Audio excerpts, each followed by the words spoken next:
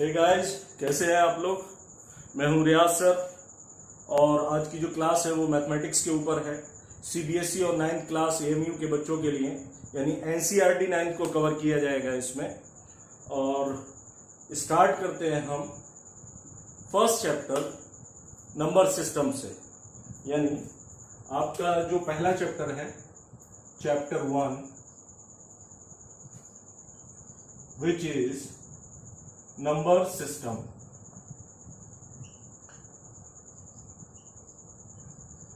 ठीक है बच्चों, मैथमेटिक्स का अपना एक रूल है, या तो मैथमेटिक्स समझ में आएगा या तो नहीं आएगा। समझ में आया तो इससे बेहतर सब्जेक्ट कोई नहीं है, और समझ में नहीं आया तो इससे गंदा सब्जेक्ट कोई नहीं है। तो अब ये डिपेंड करता है आपके ऊपर कि आप इसको कितना समझ पाते हैं, और डिपेंड करता है पढ़ाने वाले के ऊपर कि वो आपको इसको कितना इंटरेस्टिंग बना पाता है। तो let's start syllabus of 9th class NCERT and CBSE chapter number system. Number system को स्टार्ट करने से पहले बेसिक्स पे मैं बात करूंगा। बेसिक्स इसके, यानी बेसिक्स कहां से स्टार्ट होता है उसको क्लियर करना बहुत जरूरी है, जो आप लोग पढ़ के आए हैं। जैसे पहले नंबर पे है नेचुरल नंबर। नेचुरल नंबर बच्चों आप सब जानते होंगे कि what is natural number. Actually natural number is those number which start from 1 and move so on to infinite. यानी 1 से स्टार्ट होंगे, 1 2 3 4 5 6 एंड इनफाइनाइट, क्योंकि आप नंबर को जहां तक गिन सकते हैं ये वहां तक जाएगा। जहां तक आप इसकी काउंटिंग कर सकते हैं ये वहां तक जाता है। स्टार्ट होता है 1 से। इन नंबर्स को हम कहते हैं natural numbers. It is denoted bye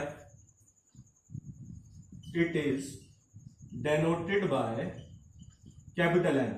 याद रखिएगा बेटा, इसको जब भी हम रिप्रेजेंट करेंगे कैपिटल एन से, कैपिटल एन का मतलब होगा नेचुरल नंबर, और इसे सेट की फॉर्म में लिखा जाता है 1 2 3 4 5 कॉमा इंफिनिटी तक जाएगा, यानी जहां तक आप काउंट कर सकते हैं। ये तो हो गया नेचुरल नंबर। नंबर 2 पे आता है होल नंबर। होल नंबर्स, अगर आपको ये समझ में आ गया है तो होल नंबर क्या होता है, नेचुरल नंबर जो है उसमें 0 इंक्लूड हो जाता है, यानी 0 1 2 3 एंड सो ऑन। यानी नेचुरल नंबर 1 से स्टार्ट होगा और होल नंबर 0 से स्टार्ट होगा। It is denoted by capital W, और इसको किस तरीके से लिखा जाएगा, W equals to 0 1 2 3 4 5 6 and so on. Clear हो गया होगा बच्चों। Natural number start from the 1 and the whole number start from 0। And next is integers. Integers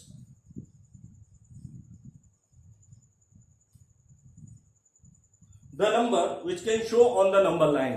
देखिए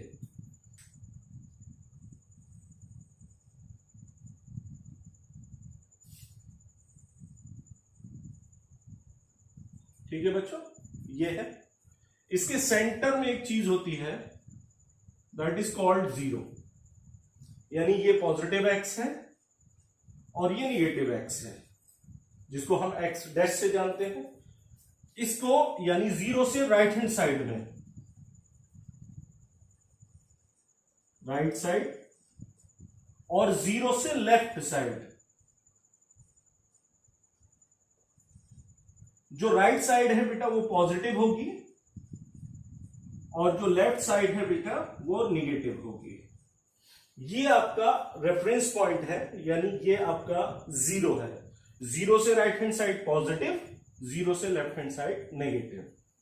इंटीजर्स देखिए 1 2 3 4 5 एंड सो ऑन। इस तरीके से इक्वल डिस्टेंस होना चाहिए। हर नंबर्स के बीच में इक्वल डिस्टेंस शो हो रहा है। यहां पर याद रखना 0 और 1 के बीच में, 1 और 2 के बीच में, 2 और 3 के बीच में, 3 और 4 के बीच में, हर नंबर्स के बीच में इक्वल डिस्टेंस है। तो ये नंबर राइट हैंड साइड में पॉजिटिव नंबर को शो किया जाएगा। जस्ट इसकी मिरर इमेज, यानी ये जो नंबर शो किए हैं इसकी मिरर इमेज यानी उल्टा डिस्टेंस इक्वल होगी -1 नेगेटिव लेफ्ट साइड में, इधर -2, -3, -4, -5 एंड सो ऑन। क्लियर? तो नंबर कौन कौन से शो हुए? Positive number, negative number and 0। अगर मैं यहां से देखूं, अगर 1 से स्टार्ट होगा तो ये नेचुरल नंबर, अगर मैं 0 से मानूं तो ये होल नंबर और ये नेगेटिव नंबर्स हैं। यानी इंटीजर्स में नेचुरल नंबर भी आ रहा है और होल नंबर भी आ रहा है, यानी दोनों नंबर्स इसमें आपके आ रहे हैं। अब इंटीजर्स में 0 से जो राइट हैंड साइड है उसको हम कहते हैं पॉजिटिव इंटीजर्स, पॉजिटिव इंटीजर्स। और जो 0 से लेफ्ट हैंड साइड में है उसको हम कहते हैं नेगेटिव इंटीजर्स। ठीक है? नेगेटिव इंटीजर्स यानी 0 के राइट हैंड साइड में जितने नंबर्स वो पॉजिटिव इंटीजर्स, 0 के लेफ्ट हैंड साइड में वो नेगेटिव इंटीजर्स। और इंटीजर्स को रिप्रेजेंट किया जाता है बच्चों, ये रिप्रेजेंटेशन याद रखिएगा, रिप्रेजेंटेड बाय कैपिटल Z। अगर इसमें पॉजिटिव इंटीजर्स की बात आती है तो Z plus which is not include 0 और Z माइनस ये नेगेटिव नंबर्स। याद रखिएगा ना, Z प्लस पॉजिटिव नंबर्स और Z माइनस नेगेटिव नंबर्स। अब नेक्स्ट जो आता है बेसिक्स में, यानी नेचुरल नंबर आपको समझ में आ गया, the number start from 1, whole number the number start from 0 and so on. Integers the numbers, natural number, whole number and negative number show on the number line is called integers, and the next is rational number. Rational number 4 is rational number. My dear students, it is very important topic, rational numbers. आप लोग इसको थोड़ा सा सुकून से समझने की कोशिश करिएगा। रैशनल नंबर्स की डेफिनेशन है a number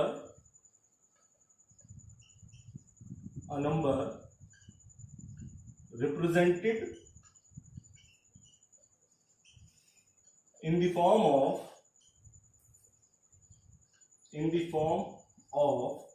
P upon Q, and where Q does not equal to 0 and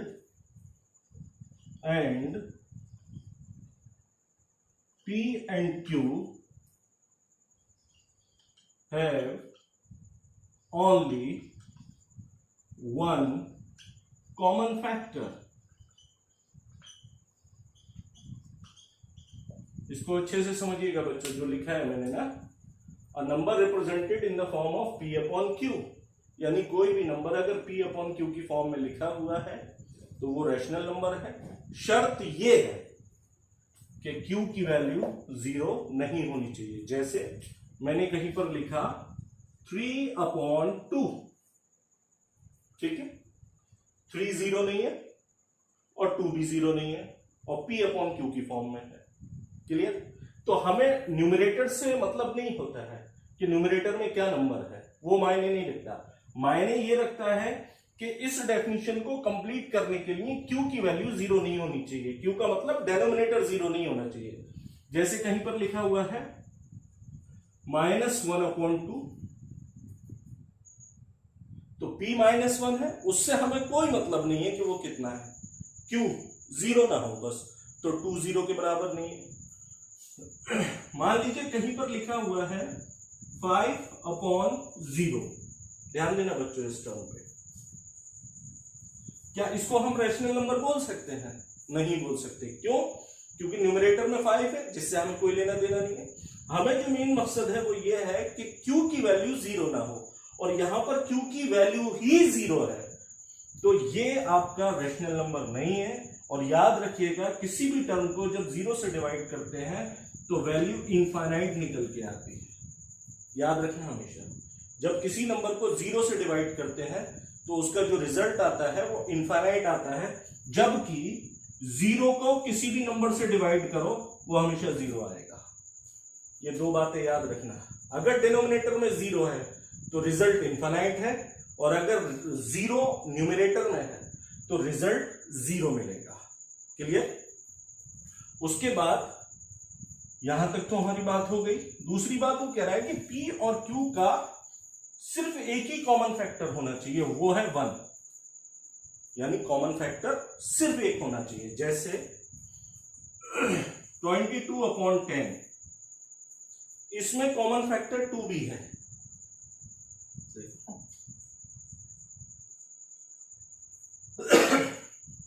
तो यहां पर 2 कॉमन फैक्टर आ गया। तो ये रैशनल नंबर था, लेकिन आपको रैशनल नंबर शो करने के लिए उसको सिंपलेस्ट फॉर्म में रखना है।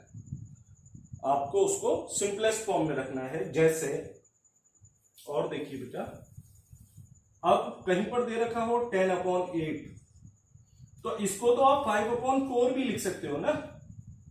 नहीं लिख सकते। तो रैशनल नंबर की कंडीशन ये है कि आपको अगर कहीं पर कोई भी नंबर दे रखा है तो आप ये देखिए कि क्या वो सिंपलेस्ट फॉर्म में है या नहीं है। तो अगर नहीं है तो पहले उसे सिंपलेस्ट फॉर्म में ले आओ, उसके बाद कहो कि ये रैशनल नंबर है। नहीं आई बात समझ में? जैसे आपका 14/7 रैशनल नंबर तो है, लेकिन पहले इसको सिंपलेस्ट फॉर्म में लाना होगा, और सिंपलेस्ट फॉर्म का मतलब हो गया 2। क्लियर? नीचे 1। तो रैशनल नंबर P/Q की फॉर्म में हो, Q 0 ना हो, और सिंपलेस्ट फॉर्म में हो। एक सिंपल लैंग्वेज में मैं बोलूं, सिंपलेस्ट फॉर्म में हो। जैसे 2, 3, 5, 6, 2/3, -3/2, -5/6, ये सब क्या है? रैशनल नंबर्स हैं। उम्मीद करता हूं रैशनल नंबर समझ में आया होगा। एक चीज और देखिए इसमें बेटा, अब बात आती है, is 0 is rational number? Is 0 rational number? क्या 0 रैशनल नंबर है? तो हमने ना कुछ भी चीज रटनी नहीं है कि साहब प्रयास सर ने बता दिया और मैं रट लेता हूं। उसको रटना नहीं है। आप अपनी जो मेन डेफिनेशन है ना उससे उसका मैच करो। क्या डेफिनेशन जो है वो फुलफिल हो रही है या नहीं हो रही है। अगर फुलफिल हो रही है तो रैशनल नंबर होगा, और फुलफिल नहीं हो रही है तो रैशनल नंबर नहीं होगा। तो मेरा जो रैशनल नंबर का डेफिनेशन है वो कहता है कि P/Q की फॉर्म में रिप्रेजेंट होना चाहिए। क्या मैं 0 को 0/1 नहीं लिख सकता? बोलो बच्चों, लिख सकता हूं ना? जब 0 को मैं 0/1 लिख सकता हूं, और इसमें Q की वैल्यू कितनी है? P तो यहां पर 0 है, और Q यहां पर कितना है? 1, जो कि डज नॉट इक्वल टू 0 है, यानी डिनोमिनेटर 0 नहीं है। तो ये क्या फुलफिल नहीं कर रहा है डेफिनेशन को? जब कर रहा है तो मैं कह सकता हूं yes, 0 is rational number. Clear? अब बात आती है कि रैशनल नंबर्स को हम नंबर लाइन पे कैसे रिप्रेजेंट करते हैं। तो उसके लिए मैं एक दो एग्जांपल्स लेता हूं, देखते हैं। Rational number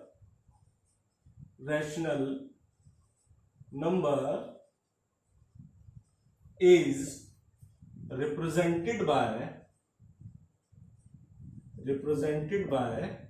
capital Q। याद रखिएगा, क्योंकि सवालों में जब हम आगे बढ़ेंगे तो ये जो लेटर्स है ना, इससे हम उनको डिनोट करेंगे। जैसे नेचुरल नंबर को कैपिटल N से, होल नंबर को W से, इंटीजर्स को Z से, पॉजिटिव इंटीजर्स को Z+ से, नेगेटिव इंटीजर को Z- से, इसी तरीके से रैशनल नंबर को Q से। अब इसे हम किस तरीके से लिख सकते हैं? Q equals to P/Q। देखना बेटा यहां पर, क्योंकि ये कंपटीशन में बन सकता है। इसलिए इसको भी देखिए साथ के साथ, P upon Q, Q does not equal to 0, बोलो, Q does not equal to 0 and P and Q, यानी ये और ये किसको बिलोंग्स करते हैं? इंटीजर्स को। भाई आप कोई भी नंबर ले लो, मान लो -29 ले लिया आपने, तो P की जगह -29 हो गया, बोलो यार, और Q की जगह हो गया 1, तो Q P की जगह -29, Q की जगह 1, और Q 0 के बराबर नहीं है। ये दोनों इंटीजर्स नहीं है क्या? नंबर लाइन पे नहीं शो करते आप इसको, -29 left to the 0, 1 right to the 0। इसी तरीके से अगर मैं 0 भी ले लूं तो भी ये 0/1 मैं लिख सकता हूं, 0p है, Q 1 है, जो कि 0 के बराबर नहीं है, और ये दोनों इंटीजर्स नहीं है क्या?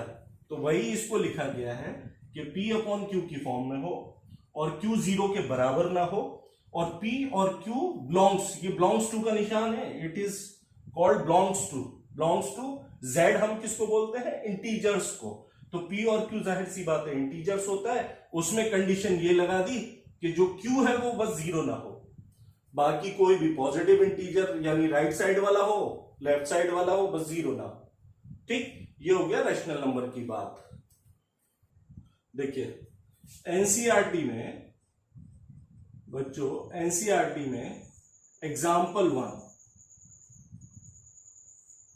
एक स्टेटमेंट है कि विच इज ट्रू और फॉल्स, जिसमें पहला है every whole number is natural. NCERT का एग्जाम्पल 1 है, जिसमें ए बी सी 3 सवाल है। ये आपके कंपटीशन में भी आ सकते हैं, बाकी हमको इसको कॉन्सेप्ट क्लियर करना बहुत जरूरी है और हमको आना जरूरी है। देखिए, every whole number is natural number. सवाल ये है, क्या हर एक होल नंबर नेचुरल नंबर होता है? तो सबसे पहले W होता क्या है? हम जानते हैं होल नंबर को हम W से रिप्रेजेंट करते हैं 0, 1, 2, 3, 4 एंड सो ऑन। ठीक है, अब सवाल ये कह रहा है कि ये जो होल नंबर है ये नेचुरल नंबर भी है, यानी हर एक होल नंबर नेचुरल नंबर होता है, और मैं जानता हूं नेचुरल नंबर बच्चों यहां से स्टार्ट होता है, तो 0 इसका एक्सेप्शनल हो गया ना, यानी 0 नेचुरल नंबर में नहीं आता, तो ये बात गलत है। नहीं आया समझ में? जो वो ये कह रहा है कि every whole number is natural number, तो ये बात आपकी फॉल्स है पूरी तरीके से। अगर वो ये कहता कि every natural number is whole number, तो वो बात सही हो जाती है। तो इसको मैं पहले को हटाता हूं, पहले पार्ट को देखिए, हटा दिया। अब दूसरा देखिए, दूसरे पार्ट में वो कह रहा है every integer is rational number. Every integer, integers मतलब -5, -4, -3, -2, -1, 0, 1, 2, 3, ऐसे इधर और ऐसे इधर, यही तो होते हैं इंटीजर्स। ठीक है, अब सभी इंटीजर क्या रैशनल नंबर है, ये पूछ रहा है वो। और रैशनल नंबर क्या होता है? P अपॉन Q की फॉर्म में हो और Q does not equal to 0 हो। तो मेरे भाई इन नंबरों को -5/1, -4/1, -3/1 सबको लिख सकता हूं ना मैं। अब बात आती है 0 पे, तो 0/0, ये सॉरी, इसको मैं लिख सकता हूं 0/1, ये भी तो 0 के बराबर होता है। तो इससे ये समझ में आया कि जो इंटीजर्स हैं वो सभी क्या है? रैशनल नंबर है, यानी हर एक इंटीजर रैशनल नंबर है, यानी 2 पार्ट हो गए। अब तीसरा पार्ट देखिए, तीसरा पार्ट कह रहा है every rational number is an integer. मान लीजिए मैंने कहीं पर लिखा 3/5, अब ये रैशनल नंबर तो है, लेकिन ये इंटीजर नहीं है दोस्त। It is not integer. Clear? क्यों? क्योंकि सॉरी 0.6 इसकी वैल्यू है। 3/5 is a rational number but not is an integers. तो ये आपका एग्जाम्पल था एनसीईआरटी का, जो मैंने आपको बता दिया है। अब इसका सवाल देखते हैं। देखिए क्वेश्चन है जैसे रिप्रेजेंट -5/3 एंड 5/3 दोनों ही रैशनल नंबर है on a number line.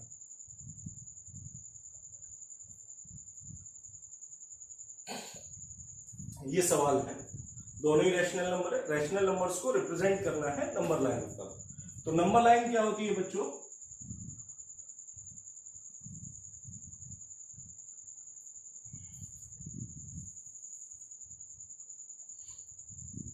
Zero, ये पॉजिटिव और ये नेगेटिव, यानी ये +x और ये -x।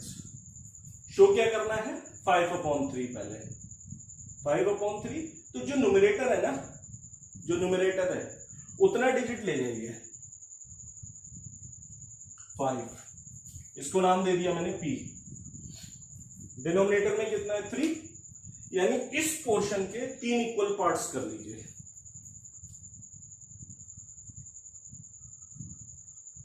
तो पहला पार्ट 5/3, दूसरा पार्ट 2 × 5/3 और तीसरा पार्ट 3.5/3। ठीक, 5/3 पहला पार्ट, दूसरा पार्ट 2 × 5/3, तीसरा पार्ट 3 × 5/3। इससे देखो आपको मैं समझा देता हूं, यहां 5 है ना, जब इसको सॉल्व करेंगे तो 3 से 3 कट जाएगा, 5 नहीं रह जाएगा। तो ये डिवाइड करने का तरीका होता है कि 5 नंबर लाइन पर प्लॉट करना हो तो जो रैशनल नंबर है उसमें 2 चीजें होती हैं, एक न्यूमरेटर और एक डिनोमिनेटर ना। बच्चों याद रखना, जो न्यूमरेटर है उसको पॉइंट कर लो, यानी ये 0 था, मैंने न्यूमरेटर किसी जगह पर पॉइंट कर लिया 5। अब डिनोमिनेटर में कितना है? 3। तो 0 से लेके 5 को 3 इक्वल पार्ट्स में डिवाइड कर लो, जो डिनोमिनेटर है। यहां 3 है तो हमने 3 में कर लिया, यानी 0 से a से b और b से ये p, यानी पहला पार्ट ये हो गया, दूसरा पार्ट ये हो गया और तीसरा पार्ट ये हो गया। स्टार्ट कैसे करेंगे? जितना ये है इसी के साथ स्टार्ट करेंगे। तो 5/3 यानी 1 × 5/3। क्लियर? दूसरे पे 2 × 5/3, नेक्स्ट 3 × 5/3।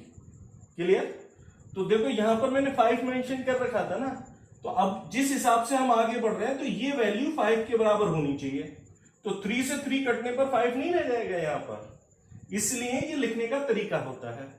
अब मान लो सपोज ये तो मैंने 3 ले लिया, अगर यहां पर 4 होता तो है, 4 होता तो हम क्या करते फिर? देखो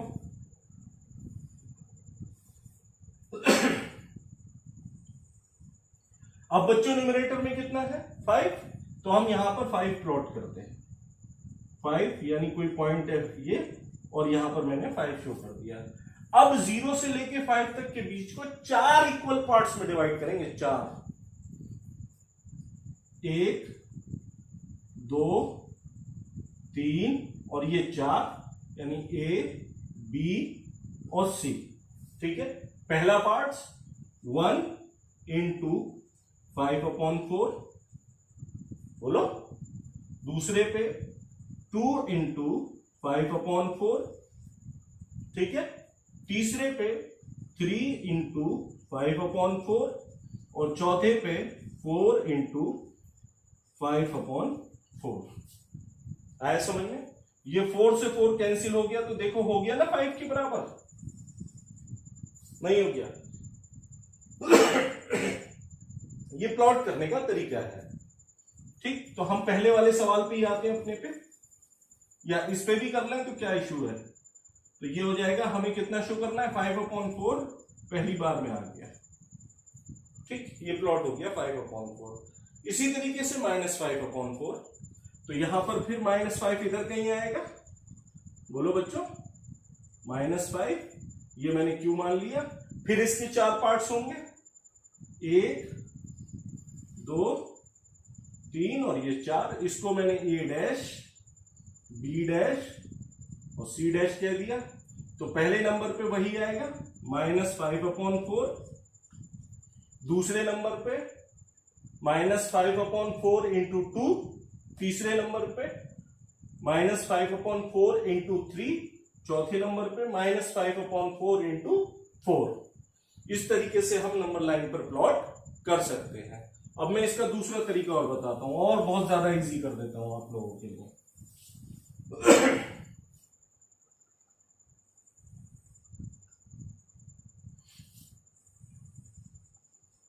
ठीक है, ये x होता है ना बच्चों, और ये x नेगेटिव, ये 0। 5/4 शो करना है ना, तो पहले नंबर पे ले आओ, इक्वल पार्ट्स कर दो। पहले नंबर पे आ जाएगा 1/4, क्योंकि डिवाइड में 4 है तो 1/4, 2/4, 3/4, 4/4, 5/4, ये हो गया प्लॉट। ऐसे भी कर सकते हैं। याद रखिए कि जहां पर न्यूमरेटर और डिनोमिनेटर एक जैसा मिलेगा ना, वहां पर वैल्यू 1 के बराबर होगी। अब इधर आ जाओ, तो इक्वल डिवाइड करना है, याद रखना, डिवाइड जो हो वो इक्वल हो। -1/4, -2/4, -3/4, -4/4 और -5/4। इस तरीके से भी हम नंबर लाइन पर इसको शो कर सकते हैं। तो अगर आपसे दो रैशनल नंबर को रिप्रेजेंट कराया जाए नंबर लाइन पे, तो मेरे बच्चों जिस तरीके से मैंने आपको एक्सप्लेन किया है, उससे उम्मीद है कि आप लोग उसको नंबर लाइन पर प्लॉट कर लेंगे। अब जो आता है रैशनल नंबर में ना, रैशनल नंबर में रैशनल यानी दो रैशनल नंबर के बीच में रैशनल नंबर निकलवाया जाता है, यानी रैशनल नंबर्स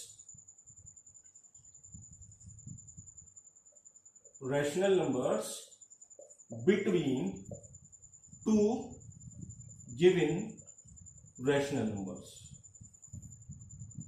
ठीक है, इंपॉर्टेंट है बच्चों, याद रखना।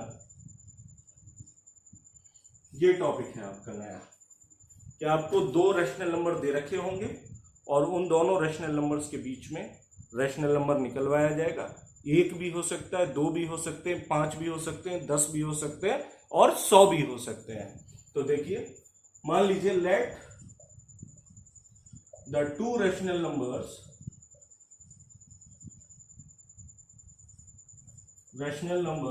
B x and y। यानी मैंने माना है कि वो जो रैशनल नंबर हैं दो, वो x और y हैं, और इस तरीके से हैं कि x y से छोटा है। देखो, इन सब चीजों से घबराया करो मत, ये कॉन्सेप्ट है। रैशनल नंबर दो है x और y, और कहा यह जा रहा है कि ये जो x है ना, ये y से छोटा है, जैसे 1 और 2। तो 1 2 से छोटा नहीं है, इस बात को कहा जा रहा है यहां पर कि जो यहां पर दो रैशनल नंबर है, तो जो x है ना पहले वाला नंबर, वो दूसरे से छोटा है, ये रिप्रेजेंट कर दिया है कहकर उस बात को। तो इन चीजों को थोड़ा सा ना बारीकी से देखा करो, क्योंकि ये टर्म्स कंडीशन होती हैं। जैसे आपने देखा होगा ना, बहुत सारी पॉलिसीज होती हैं, तो छोटा छोटा सा टर्म्स कंडीशन के साथ ये तब मिलेगा जब ये होगा। तो इस चीज से ये छोटी चीजें होती हैं, लेकिन इसको अक्सर बच्चे ना स्किप कर देते हैं, और इसकी वजह से पूरा सवाल बदल जाता है। तो इसलिए इनको देखना बहुत जरूरी है। ये कहा जा रहा है कि x और y में x छोटा है, ठीक। x और y दो नंबर हैं, इसके बीच में रैशनल नंबर निकालना है बच्चों। तो रैशनल नंबर निकालने का तरीका यह है कि दोनों नंबर्स को जोड़ के 2 से डिवाइड मार दीजिए,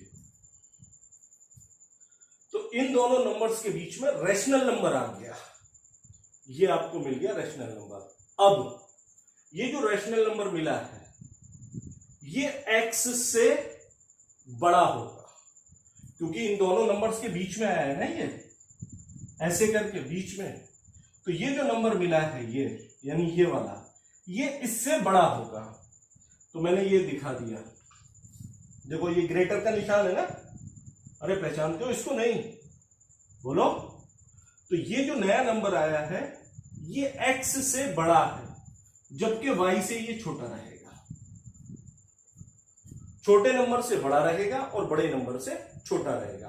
अब हमें एक और नंबर निकालना हो, तो आप इन दोनों में से कोई भी नंबर ले लीजिए, सेम रूल अप्लाई कर दीजिए कि ऐड कर दीजिए। मान लो एक और निकालना है इसी में, तो अब हो जाएगा x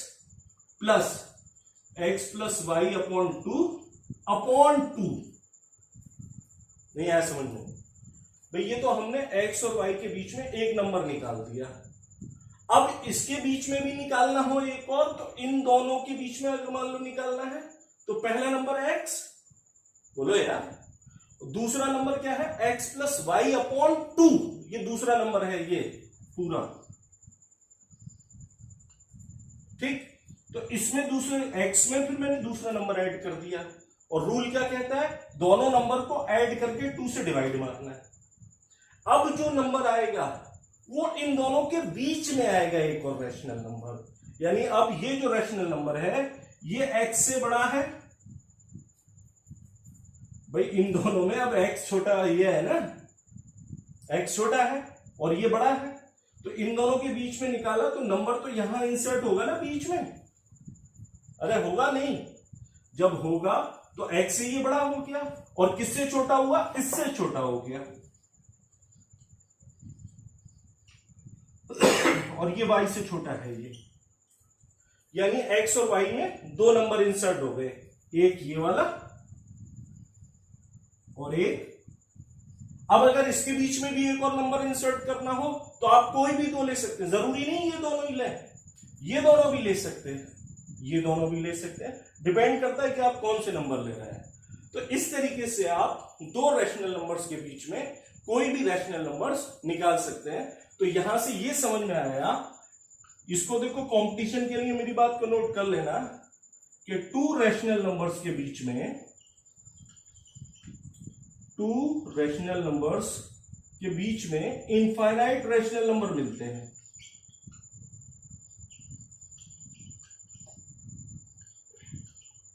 ठीक है बच्चों, मेरी बात को याद रखना, अगर दो रैशनल नंबर हैं उसके बीच में रैशनल नंबर निकाला जाए तो कितने निकलेंगे? इनफाइनाइट रैशनल नंबर्स निकलेंगे उसके बीच में। और एग्जांपल लेता हूं, देखिए रैशनल नंबर्स पे सवाल है, find 5 rational numbers between 1 and 2, यानी आपको 1 और 2 के बीच में 5 रैशनल नंबर निकालने हैं। तो बेसिक फॉर्मूला हम जानते हैं इसके सॉल्यूशन का बेटा,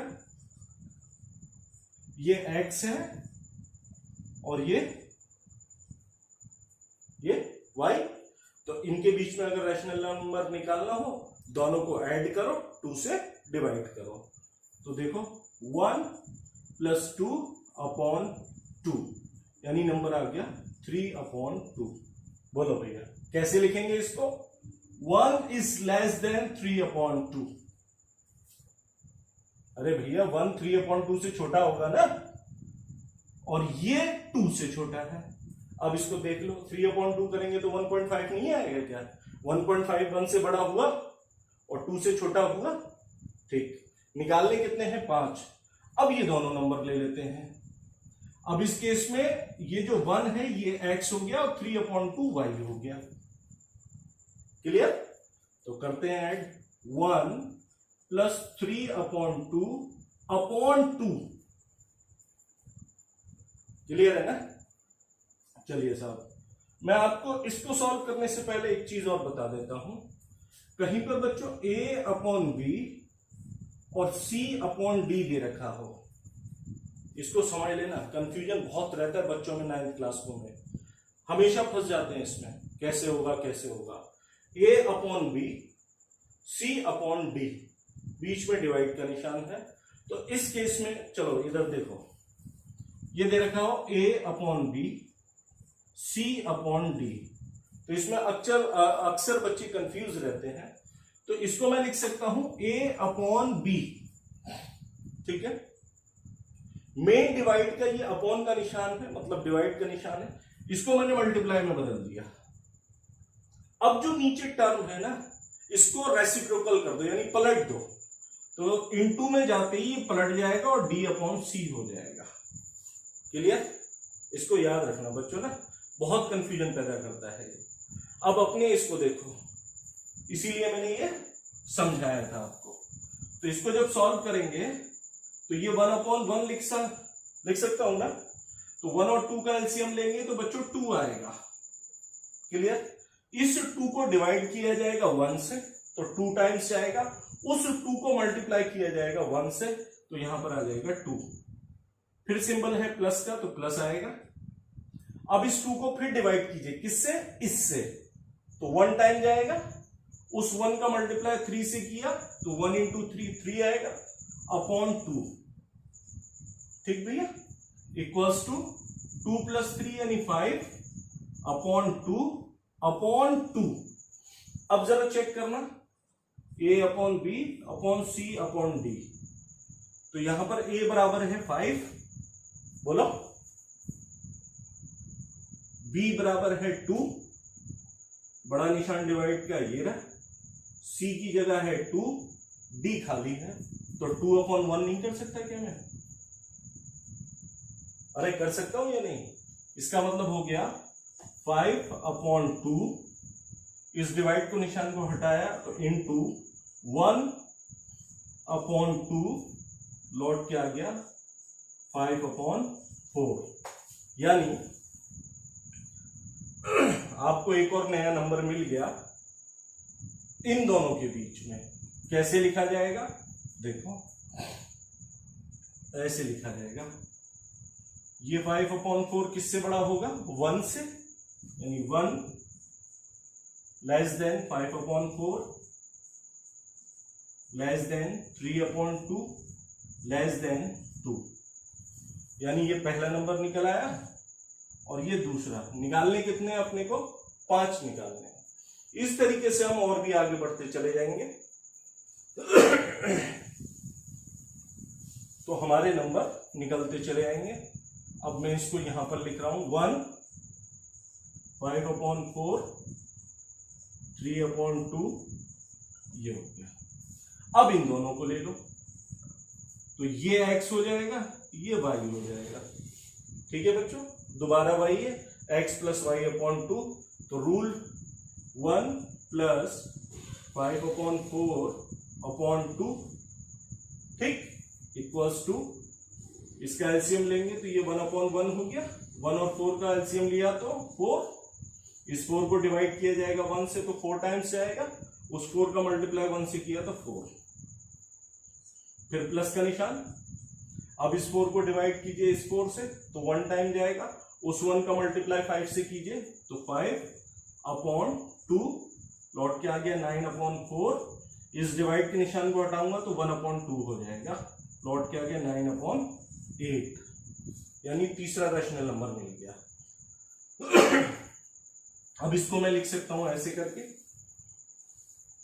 1 less than 9/8 less than 5/4 less than 3/2 less than 2।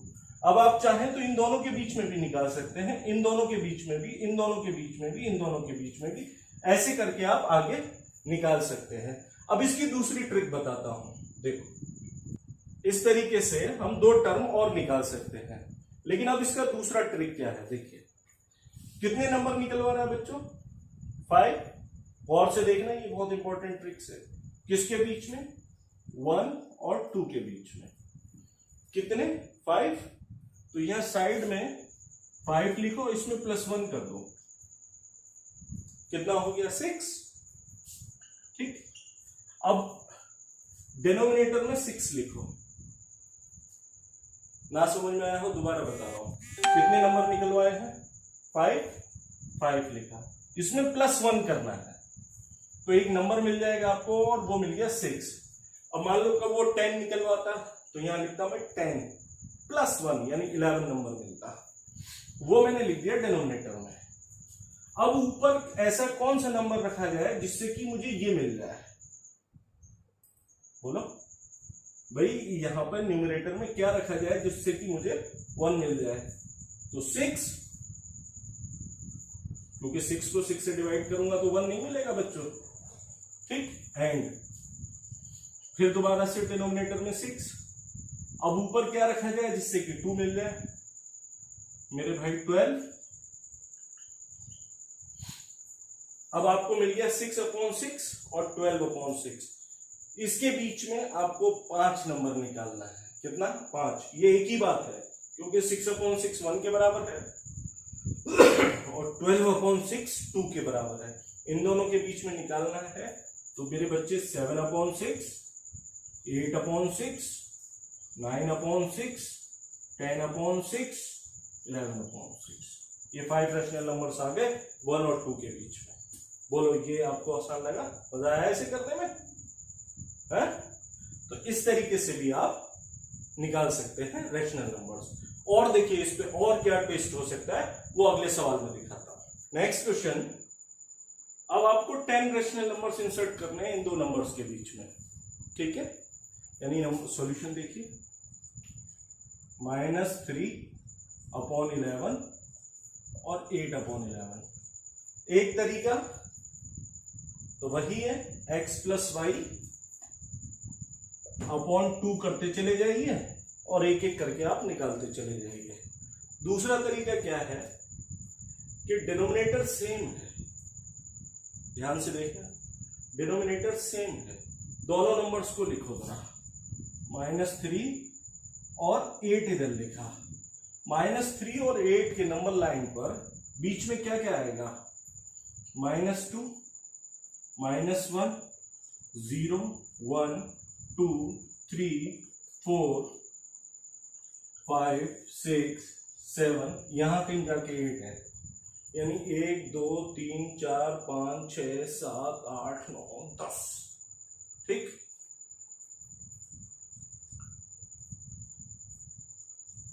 इन सब के नीचे भी लगा दो यार 11।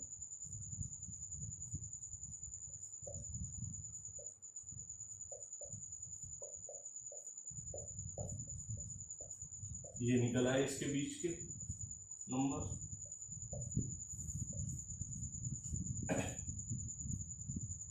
ये -3/11 और 8/11 के बीच के सारे नंबर्स। क्लियर? एक और क्वेश्चन देखो,